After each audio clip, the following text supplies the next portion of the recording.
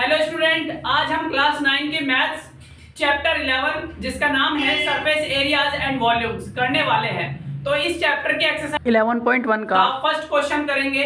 तो ये जो 11th जो चैप्टर है वो न्यू सिलेबस के हिसाब से है, ध्यान रखना, क्योंकि पुरानी बुक में ये 11th चैप्टर नहीं है, नई बुक में है 2025-26 का सिलेबस जो है उसके हिसाब से है। तो चलिए पहला क्वेश्चन कर लेते हैं एक्सरसाइज 11.1 का। तो यह है diameter of the base of a cone is 10.5 centimeter and its slant height is 10 centimeter। ये इंफॉर्मेशन है इस सेंटेंस में, वहां से वहां तक क्या है इंफॉर्मेशन, यानी जानकारी दे रखी है हमें क्या है क्या नहीं है।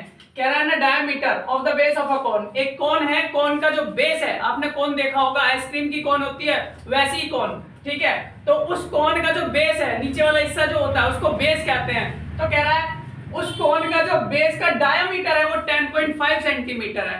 और डायमीटर आपको पता होगा, सर्कल का डायमीटर होता है वो सर्कुलर ही तो होता है, तो सर्कल का डायमीटर आपको पता होगा, रेडियस आपको पता होगा, आप पहले भी पढ़ चुके हो 7th में भी 8th में भी।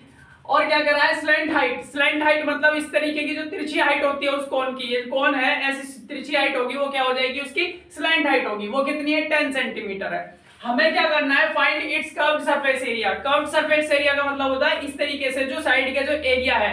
तो आप इमेजिन कर सकते हो कोन आपके सामने है, जो साइड का जो ये साइड जो होती है वो कर्व्ड सरफेस एरिया होती है इसकी। तो यानी इसी एरिया का हमें क्या निकालना है, मतलब एरिया निकालना है इसी चीज का। तो इसको कैसे निकालेंगे, 2D और 3D जितने भी फिगर्स हैं, 2D 3D फिगर्स के आपके फॉर्मूले पता होना चाहिए कि उनके जो फॉर्मूले हैं, इनका एरिया निकालना कैसे है, उनका स्लैंट हाइट कैसे निकालनी है, बेस डायमीटर कैसे निकालना है, रेडियस कैसे निकालनी है। तो 2D 3D फिगर्स के ये आपको पता होने चाहिए।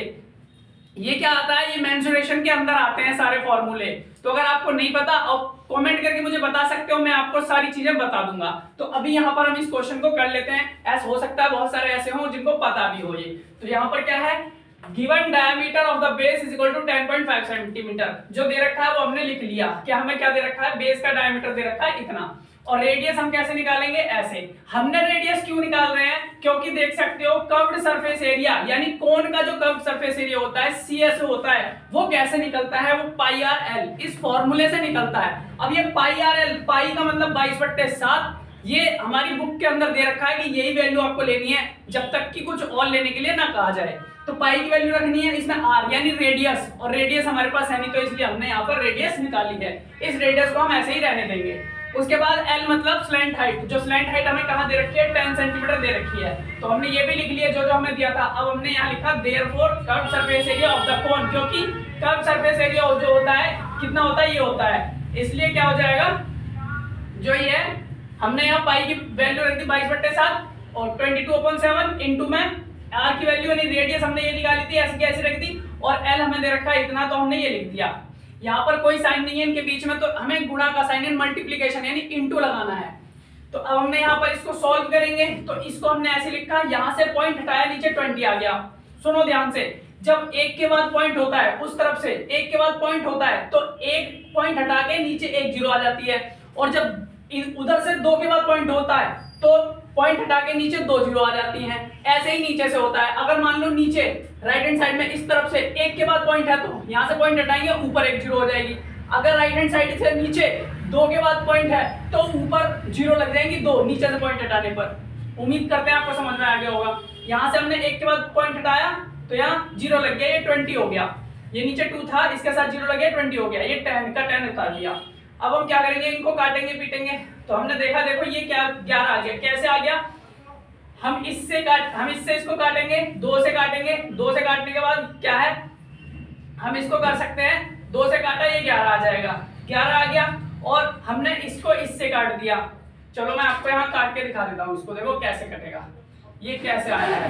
तो यहाँ पर 105/20 गुणा 10, 0 से 0 काट सकते हैं, और 2 से इसको काटेंगे 11 आ जाएगा। और उसके बाद हमारे पास इससे हमने इसको काटा, 7 एकम 7, 3 इधर गया, 7 1 7, 3 इधर गया, 7 5 35। तो 11 इंटू 15 इंटू 1 यही बचा हमारे पास, ऊपर नीचे कुछ नहीं बचा, तो ये आ गया। अब इन सबको मल्टीप्लाई करेंगे, कितना आ जाएगा, 165 सेंटीमीटर स्क्वायर या 165 स्क्वायर सेंटीमीटर। तो ये हमने क्या निकाल लिया, हमने पाई आर एल यानी curved surface area of the cone, cone का कर्व्ड सरफेस एरिया निकाल लिया। तो यही था आज का हमारा क्वेश्चन। तो उम्मीद करते हैं आपको समझ में आया होगा। फिर मिलेंगे अपनी नेक्स्ट वीडियो में।